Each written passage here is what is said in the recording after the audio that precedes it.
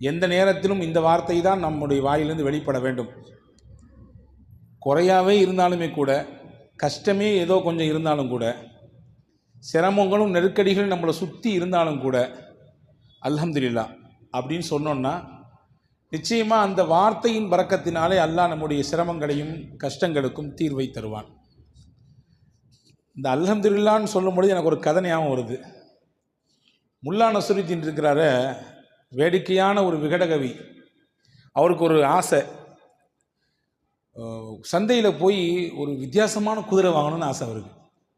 யாருமே ஊரில் வச்சுக்கக்கூடாது, அந்த மாதிரியான ஒரு குதிரை வாங்கணும். சுற்றி சுற்றி பார்த்தாரு, கிடைக்கல. கடைசியில் ஒரு குதிரை மாட்டுச்சு. எப்படி மாட்டுச்சு அப்படின்னா, அந்த குதிரையினுடைய ஓனர் சொன்னால், இந்த குதிரை வித்தியாசமான குதிரை. என்ன வித்தியாசமான குதிரை முதல்ல சொல்லு நீ அப்படின்னாரு. இல்லை, அல்ஹம்துலில்லாஹ்னு சொன்னால் வேகமாக ஓடும், சுப்ஹானல்லாஹ்னு சொன்னால் நிற்கும்.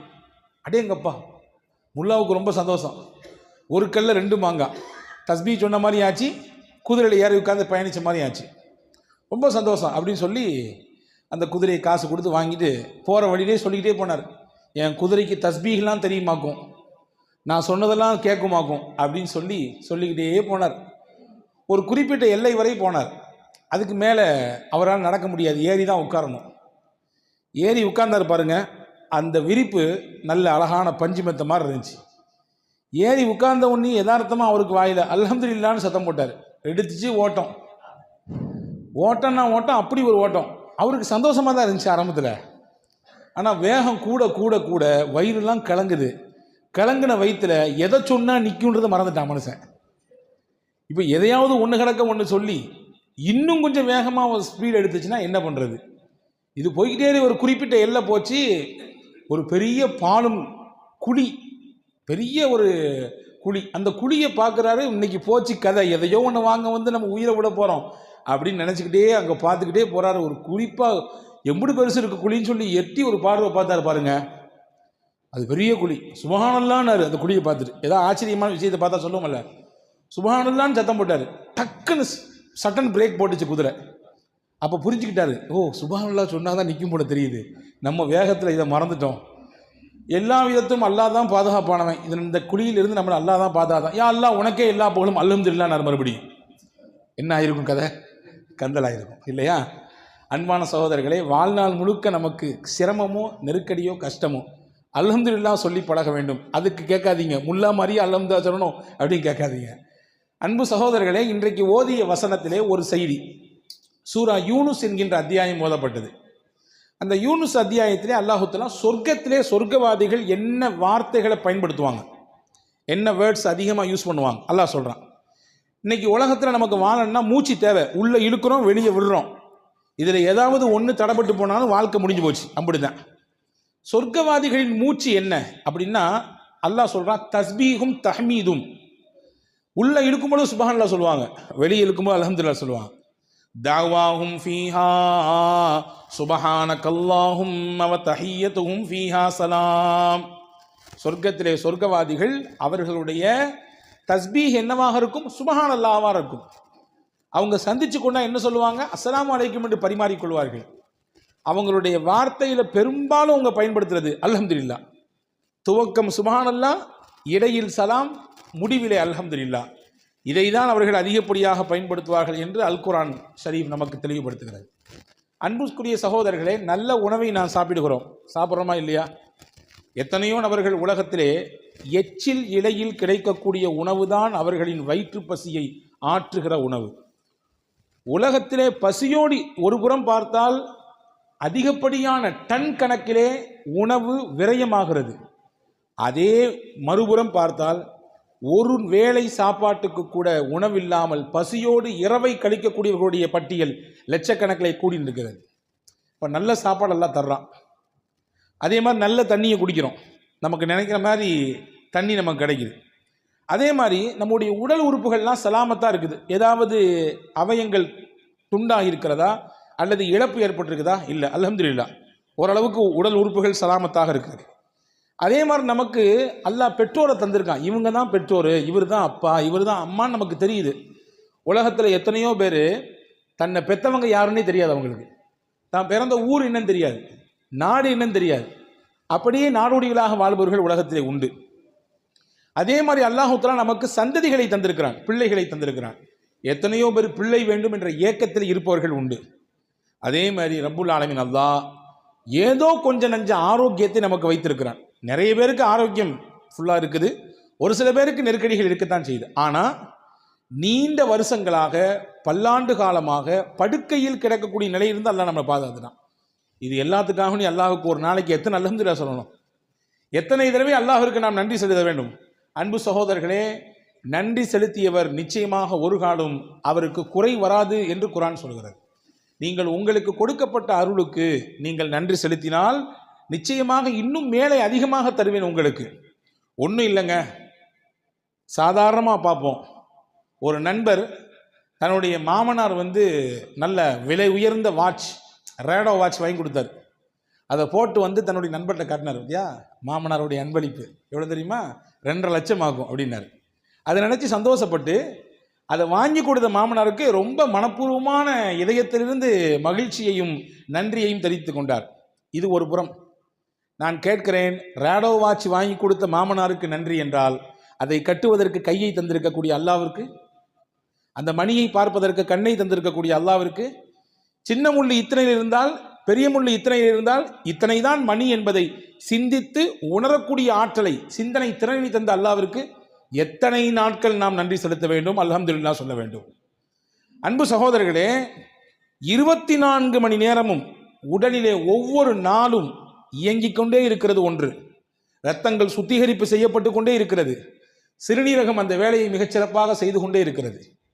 என்றாவது ஒரு நாள் அதில் ஏதாவது ஒரு சின்ன முடக்கம் ஏற்பட்டு, ஏதாவது ஒரு சின்ன கோளாறு ஏற்பட்டு, இரத்த சுத்திகரிப்பு இல்லை ஆனால் செய்தாக வேண்டும், நீங்கள் என்ன செய்யுங்க, செயற்கையாக போய் டயாலிசிஸ் பண்ணிக்கங்க என்று சொல்லும் பொழுதுதான் இத்தனை ஆண்டுகள், இத்தனை வருடங்கள் அல்லாஹ் நமக்கு எந்த காசையும் வாங்காமல் சுத்திகரித்து கொண்டே இருந்திருக்கிறானே. ஒரு நாளைக்கு டயாலிசிஸ் பண்ணிட்டு வரணும்னா குறைஞ்சது 2500 ரூபாய், கூடினது இன்னும் நிறைய போய்கிட்டே இருக்குது. யோசிக்கிறோம், அல்லாஹ் கணக்கிட்டு பாருங்கள், ஒரு நாளைக்கு குறைந்தபட்சம் 1000 என்று போடுங்கள், ஒரு மாதத்திற்கு எவ்வளவு ஆனது, ஒரு வருடத்திற்கு எவ்வளவு ஆகிறது. இதையெல்லாம் வாங்காமல் சீராக அல்லாஹ் நம்முடைய உடலிலே அந்த இரத்தத்தை சுத்திகரிப்பு செய்து இயக்கிக் கொண்டே இருக்கிறான். எத்தனை முறை அல்ஹம்துலில்லாஹ் சொல்ல வேண்டும். யோசித்திருக்கிறோமா? என்றாவது ஒரு நாள் நாம் சாப்பிடுகிறோம், சாப்பிடுகிற உணவெல்லாம் கரைகிறது உள்ளே. எப்படி கரைகிறது? கடினமான பொருளையும் கூட கரைத்து தள்ளி விடுகிறது இல்லையா? பல்லால கூட கடிக்க முடியாது சில பொருளை, ஆனால் எப்படியோ கடிச்சு நறுக்கி முறுக்கி உள்ளே போட்டுடுறோம். ஆனால் பல்லால கூட கடிக்க முடியாத ஒரு பொருள் இந்த வயிற்றுக்குள்ளே போன பிறகு எப்படி அது கரையுது அப்படின்னா, அல்லாஹ் அதிலே ஒரு மகத்துவத்தை வைத்திருக்கிறான். ஒரு சிறப்பான அமிலம், ஹைட்ரோக்ளோரிக் என்று சொல்லக்கூடிய ஒரு அமிலம் உள்ளே சுரக்கிறது. அந்த ஹைட்ரோக்ளோரிக்கு எவ்வளோ பெரிய சக்தி உண்டு அப்படின்னா, ஒரே ஒரு சொட்டு எடுத்து கையில் நீங்கள் வச்சிங்கன்னா இங்கிட்டு வந்துடும். உள்ளங்கையில் மேலே வச்சிங்கன்னா அந்த அமிலத்தினுடைய சக்தி பவர் எவ்வளோன்னா இங்கிட்டு வெளியே வந்துடும். அவ்வளவு பவர்ஃபுல்லானது. ஆனால் அந்த அமிலம் நம்ம வயிற்றினுடைய உள்பாகத்திலே அல்லாஹ் சுரக்க வைத்திருக்கிறான். எதற்கு வைத்தான்? கடினமான பொருள் உள்ளே போனாலும் அதை பஸ்மமாக்கக்கூடிய வேலையை அது செய்கிறது. எத்தனை முறை சாப்பிட்டோடு அல்ஹம்துலில்லாஹ் சொல்ல வேண்டும். போனது செரிக்காமல் இருந்து விட்டால், உள்ளே போனது ஏதாவது திட்டுமுட்டாடினால் அன்னைக்கு இரவு தூக்கம் வருகிறதா? அடுத்த நேரம் என்ன நடக்கும் என்ற யோசனை வருகிறதா இல்லையா? அடைக்கிற மாதிரி இருக்குதே, இங்கிட்டு வேற ஓரமாக வலிக்கிற மாதிரி இருக்குதே, என்ன ஆச்சுன்னு தெரியலையே, யோசிக்கிறோமா இல்லையா? உள்ளே போனது செரிக்காமல் வெளியே வராமல் இருந்தால் என்ன நடக்கும் கதை? ஒரு நாள் அல்லாஹ் மனிதனின் பவரை, சக்தியை, அல்லாஹ் பலத்தை எதில் வைத்திருக்கிறான் என்றால் மலத்தில் தான் வைத்திருக்கிறான். மலம் அதிகப்படியாக வெளியே போனாலும் பிரச்சனை, போகாமல் இருந்தாலும் பிரச்சனை இல்லையா? அப்போ செரிக்கை செய்கிறானே அல்லாஹ், அவனுக்கு எத்தனை முறை அல்ஹம்துலில்லாஹ் சொல்ல வேண்டும், எத்தனை முறை அல்ஹம்துலில்லாஹ் சொல்ல வேண்டும்? யோசித்திருக்கிறோமா? அன்பு சகோதரர்களே, செரித்த உணவு வெளியேறுகிறது, ஆனால் தானாக வெளியேறவில்லை. நாம் அதற்கு யோசிக்கிறோம், வெளியே போகணும்னு நினைக்கிறோம், குறிப்பிட்ட இடத்துக்கு போகிறோம், போய் நம்ம அந்த பொசிஷனில் அமர்றோம். அதுக்கு பின்னாடி தான் நம்ம உடலில் கழிவுகள் எல்லாம் வெளியே போகிறது. என்றாவது ஒரு நாள் இப்படி யோசித்ததுண்டா? உள்ளே போக போக ஆட்டோமேட்டிக்காக செரிமானமாகி அது வெளியே வந்தால் என்ன கதியாகும், என்ன மாதிரியான நிலை ஏற்படும்? அல்லாஹ் அதுக்கு தனியாக ஒரு சிஸ்டத்தை வைத்திருக்கிறான். மனிதனுடைய ஆசன வாயிலே கிராக் சிஸ்டம் என்ற ஒரு அற்புதமான ஒரு சிஸ்டம் இருக்கிறது. அந்த சிஸ்டம் என்ன செய்யும்னா, உங்க உணவு வயிற்றுல செரிச்சாலும் தடுத்து அப்படி வச்சிருக்கோம். எதுவரை வச்சிருக்கோம்?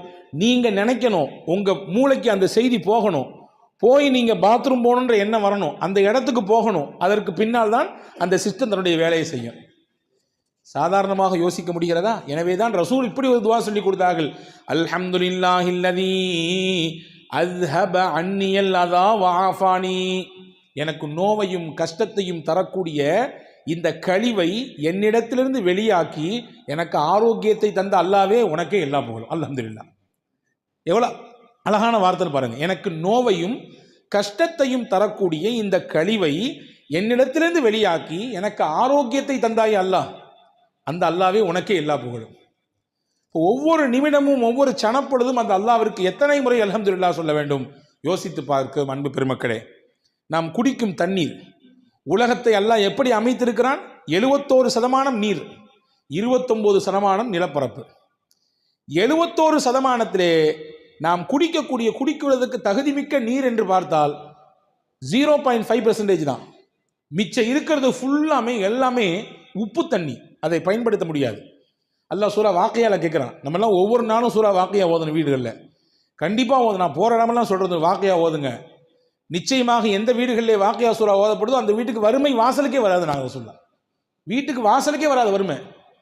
அல்லாஹ் அதில் கேட்கிறான், அஃபராயித்துமுல் மா அல்லதீ தஷ்ரபூன். நீங்கள் குடிக்கிறீங்களா அந்த தண்ணியை பார்க்கலையா? அன்தும் அன்ஸல்துமூஹு மினல் முஸ்னி அம் நஹ்னுல் முன்ஸினூன்.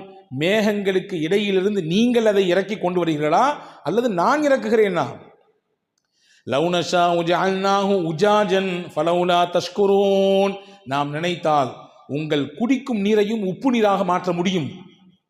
நீங்கள் குடிக்கும் நீரையும் உப்பு நீராக மாற்ற முடியும். எனவே நல்ல ஸ்வீட் வாட்டர் தர்றது அல்லாஹ் தானே. அந்த அல்லாஹ்விற்கு அந்த தண்ணீரை குடித்து முடித்தவுடன் நாம் அல்ஹம்துலில்லாஹ் சொல்லுகிறோமா? யா அல்லாஹ், தாகத்தோடு இருந்தேன். ஹாரூன் ரஷீத் பாஷாவை பற்றி ஒரு செய்தி வருது. அவருடைய சபைக்கு ஒருத்தர் வந்தாராம், ஒரு பெரியவர், பார்ப்பதற்கு நல்ல தோற்றமுடையவர், நல்ல மனிதர். வந்த உடனே ஹாரூன் ரஷீத் பாஷா கேட்ட, பெரிய மகா சக்கரவர்த்தி அவர், அப்பாசிய ஹலீஃபாக்கள் ரொம்ப பெரிய முக்கியத்துவம் வாய்ந்த ஒரு ஹலீஃபா ஹாரூன் ரஷீத் பாஷா.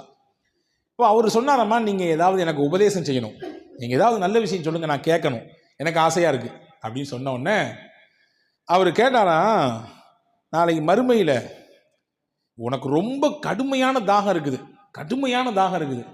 ஆனால் தண்ணி எங்கேயுமே கிடைக்கல, ரொம்ப டிமாண்டாக இருக்குது தண்ணி, ஆனால் உனக்கு தாகம் தீரலை, உனக்கு தண்ணி வேணும், என்ன செய்வ நீ அப்படின்னு கேட்டாராம். உடனே அவர் சொன்னாராம், என் ஆட்சியில் பாதியை கொடுத்தாவது ஒரு டம்ளர் தண்ணி வாங்கி குடிச்சிருவேன், என் ஆட்சியை பாதியை கொடுத்தாவது நான் தண்ணியை வாங்கி குடிச்சிருவேன் ஒரு டம்ளர். சரி, ரொம்ப சந்தோஷம். அடுத்து கேட்டாராம், குடித்த தண்ணி வெளியாகலை, உள்ள குடிச்சல அந்த தண்ணி சிறுநீர் வழியாக வெளியே போகணுமா கூடாதா? உள்ள தேவையான மினரல்ஸ் எல்லாம் உடம்புக்கு போயிட்டு எதுவெல்லாம் உடம்பிலே கெட்டதாக இருக்கிறதோ கழிவாக இருக்கிறதோ அதுவெல்லாம் சிறுநீர் வழியாக வெளியேறணும், வெளியேற மாட்டேங்குது, பெரிய கஷ்டமாக இருக்குது, அதில் என்ன செய்வேன்னு கேட்டாராம்.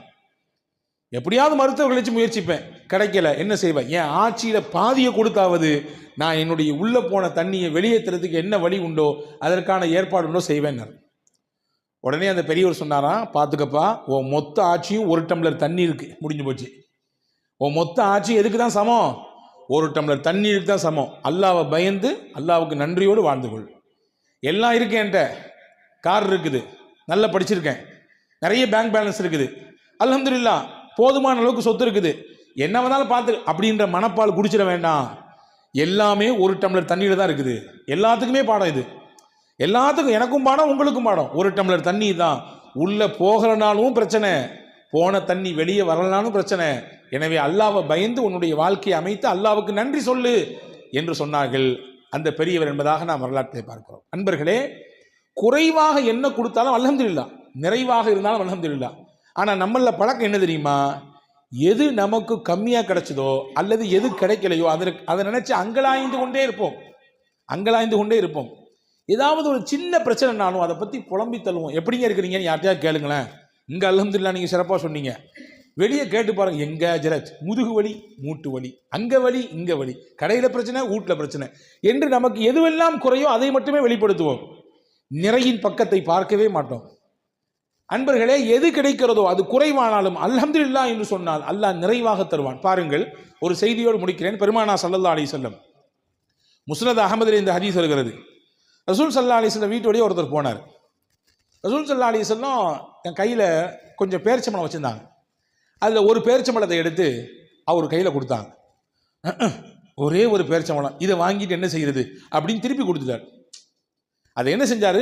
வாங்கி கொடுத்தது நீங்களும் நானும் அல்ல, இறை தூதர் முகமது ஸல்லல்லாஹு அலைஹி வஸல்லம். வாங்கியிருக்கலாம். அவர் ஒன்றை வச்சு எப்படி என்ன ஏங்க ஏதாவது யானை பசிக்கு சோள புரியன்னு கேட்பாங்கல்ல, அந்த மாதிரிலாம் கதையாக இருக்குன்னு நினச்சி கொடுத்துட்டாரு திருப்பி. ரசூல் சிரிச்சுக்கிட்டே இருந்தாங்க. அவர் போயிட்டார். இன்னொருத்தர் வந்தார். அதே மாதிரி ரசூல்லா கொடுத்தாங்க ஒரு பழத்தை எடுத்து கையில். அவர் ரொம்ப பவ்யமாக குனிஞ்சு வாங்கிட்டார். நபி ஸல்லல்லாஹு அலைஹி வஸல்லம் தர்றாங்க. கொடுத்தது உங்களுக்கான சின்ன பழமாக இருந்தாலும் தர்றது அல்லாஹ்வின் தூதர். எனவே ரொம்ப மரியாதையாக வாங்கினார். ரசூல் ஸல்லல்லாஹு அலைஹி வஸல்லம் என்ன செஞ்சாங்க? உள்ள உம்மு சலமா ரதியல்லாஹு ஒருத்தர் ஒரு பிள்ளையை அனுப்பி ஒரு 40 திர்ஹம் கையில் இருக்கு வாங்கிட்டு வாங்கினாங்க. உள்ள உம்மு சலமா அம்மாட்ட 40 தங்க காசு இருக்கு வாங்கிட்டு வாங்கினாங்க. அந்த புள்ள போய் வாங்கிட்டு வந்தார். ரசூல் ஸல்லல்லாஹு அலைஹி வஸல்லம் அந்த ஒரு பேரிச்சம்பழத்தை ரொம்ப அருமையாக வாங்கி அல்ஹம்துலில்லாஹ் சொன்னார்ல, அவர் கொடுத்தாங்க. நீ அல்ஹம்துலில்லாஹ் சொன்னதுனால அல்லாஹ் உனக்கு கொடுத்த கிஃப்ட் இதுன்னாங்க. கிடைச்சது கொஞ்சம் தான் நினைச்சு நீ அங்கலாயவில்லை, நீ வருத்தப்படல, நீ அதை நினைச்சு புலம்பல, இதை வச்சு என்னத்தை பண்றது அப்படின்னு நினைக்கல. ரசூல் கொடுத்துருக்காங்க அல்ஹம்துலில்லாஹ் என்று சொல்லி வாங்கிட்டல்ல, அல்லாஹ் உனக்கு 40 திருப்பி தர்றான். நீ சொன்னதுக்காக வேண்டி அல்லாஹ் கொடுக்குற 40 அப்படின்னு சொல்லி ஒரு ஹதீஸ் சொன்னாங்க. மா நஅமல்லாஹு அலா அப்தின் நிஅமா ஃபகால அல்ஹம்துலில்லாஹ் இல்லா கானமா உஅதிய கஸீரம் மிம்மா உகித. அல்லாஹ் எந்த ஒரு அடியானுக்கு தன் புறத்திலிருந்து ஒரு அருளை கொடுக்கிறானோ அதை வாங்கி கொண்டு அவர் அல்ஹம்துலில்லாஹ் என்று சொன்னால் கொடுத்ததை விட அல்லாஹ் அதிகமாக கொடுப்பான். என்ன கிடைத்ததோ அதை விட அல்லாஹ் அதிகமாக கொடுப்பான். இதுதான் பழக்கம். இந்த உயர்ந்த பண்பு முஸ்லிம்களிடத்தில் இருக்க வேண்டும் என்று குர்ஆன் விரும்புகிறது. எனவே சொர்க்கத்தினுடைய சொர்க்கவாதிகளின் பேச்சாகும் மூச்சாகும் அல்ஹம்துலில்லாஹ் இருக்குது. நீங்களும் உங்களுடைய வாழ்க்கையில உங்க அல்ஹம்துலில்லாஹ்வை நீங்க பேச்சாகும் மூச்சாகும் அமைத்து கொண்டால் உங்களுக்கும் அந்த உயர்ந்த சொர்க்கத்தை போய் சென்றடைய முடியும் என்கின்ற அழகிய விஷயத்தை அல் குர்ஆனிலே சூரா யூனுஸ் என்கின்ற அத்தியாயத்தின் இந்த வசனத்தின் வழியாக நமக்கு அல்லாஹ் எடுத்து எம்புகிறான். இன்ஷா அல்லாஹ் சொல்லலாமா எல்லாரும்? அல்ஹம்துலில்லாஹ். அல்லாஹு தஆலா தௌஃபீக் செய்வானாக. முழுமையாக அவனை விளங்கி நல்லமல் செய்யக்கூடிய வாய்ப்பை அல்லாஹ் நசீபாக்குவானாக.